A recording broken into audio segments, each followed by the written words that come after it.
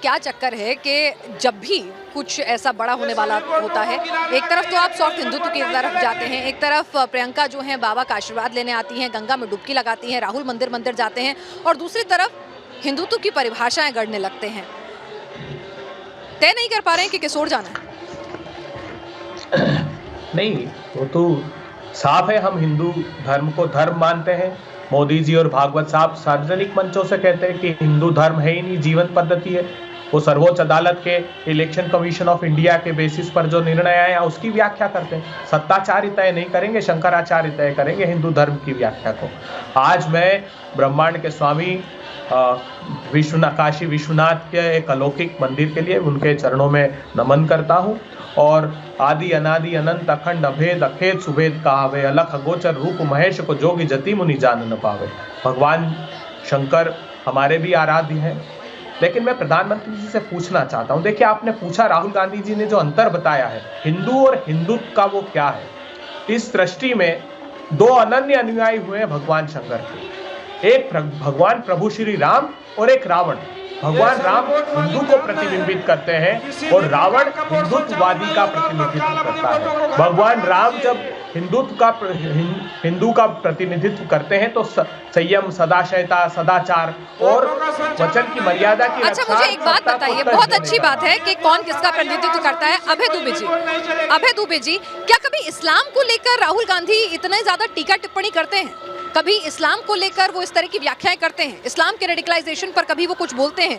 हम अपनी रिसर्च में ट्वीट खंगाल रहे थे कि शायद हमें मिल जाएं, लेकिन कम से कम मुझे नहीं मिल पाया। अगर मैं गलत हूं तो मुझे दुरुस्त कीजिएगा। आप बताइए कि यहाँ पर संबित पात्रा ने भी सवाल पूछा है आपसे कि भाई इस्लाम को लेकर कभी वो इस तरह की व्याख्या नहीं करते, इस्लाम को लेकर वो कभी इस तरह का भय या उसको लेकर इतने मुखर नहीं होते हैं, तो हिंदुत्व को लेकर ही वो बार बार इस तरह के बयान क्यों देते हैं?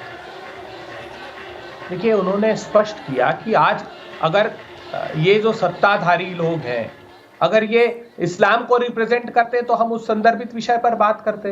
मैं प्रधानमंत्री जी से सिर्फ आपके माध्यम से 4 प्रश्न करना चाहता हूं। जिस उत्तर प्रदेश में प्रधानमंत्री जी आप हैं, काशी विश्वनाथ भगवान के प्राण प्रतिष्ठा जो है वो उत्तर प्रदेश वासियों में है। आपने मेरे सवाल का जवाब नहीं दिया। आप मोदी जी से 4 नहीं 40 सवाल कर लीजिएगा। पहले मेरे सवाल का जवाब दीजिए कि इस्लाम के रेडिकलाइजेशन पर राहुल जी का कोई ट्वीट क्यों नहीं आता है? क्या इस्लाम का कट्टरपंथ उनको नहीं डराता है? हिंदुओं के मन में भय और तमाम चीजें जो है, कौन सा हिंदुत्व सही कौन सा गलत, वो बताते हैं, लेकिन क्या राहुल गांधी को ये समझ में नहीं आता है इस्लाम का कट्टरपंथ क्या कुछ कहता है? वो उसको लेकर कभी भी ट्वीट नहीं करते हैं, कभी कोई बयान नहीं देते हैं, या सिर्फ आंखों पर पर्दा है कि वही देखेंगे जो हिंदुत्व से जुड़ा हुआ है? जो भी बोलते हैं पिनाक जी, कट्टरवाद के खिलाफ राहुल गांधी जी ने, चाहे वो अब इस्लाम का हो चाहे हिंदू का हो, सभी धर्म को कट्टरवाद के खिलाफ उन्होंने दृढ़ता से आवाज उठाई है। वो कट्टरवाद के ही तो खिलाफ है।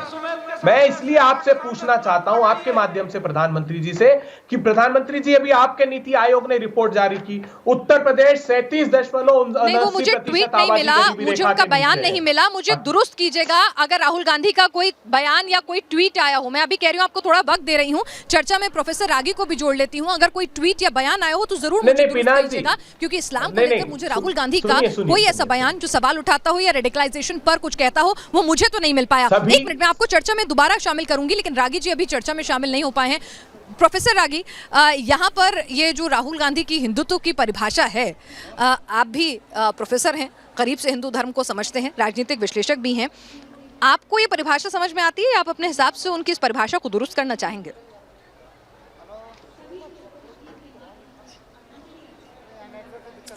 देखिए, हिंदुत्व जो है वो गुणवाचक संज्ञा है और हिंदू होने को ही हिंदुत्व कहते हैं। अब देखिए, हर पटकथा में एक हास्य कलाकार होता है। मुझे लगता है राहुल गांधी जी को मैं भारतीय राजनीति का हास्य कलाकार ही मानता हूँ।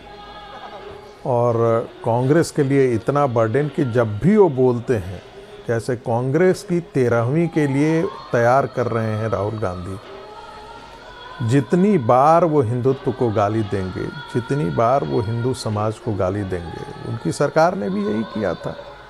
राम उनके लिए आराध्य नहीं थे, उनकी ही सरकार के एक मंत्री थे जो राम को भाई और बहन मानते थे, सीता जी को।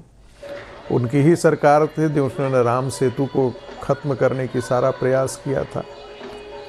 जो काशी का जहाँ तक मामला है, मुझे लगता है कि आपको याद होगा 2014 में जब नरेंद्र मोदी जी ने वहाँ से लड़ने की ठानी थी, तो उन्होंने कहा था, एक चीज़ कहा था, भारतीय राष्ट्रवाद और भारतीय संस्कृति का यह नव उद्बोधन होगा।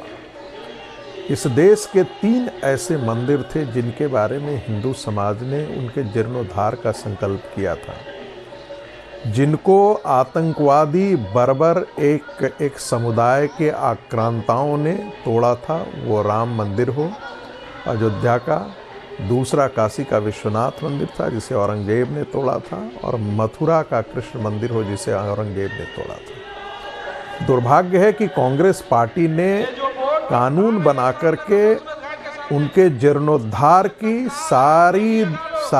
सारी कवायदें बंद कर दी, सारे रास्ते बंद कर दिए थे। अयोध्या का तो उद्धार हो चुका है।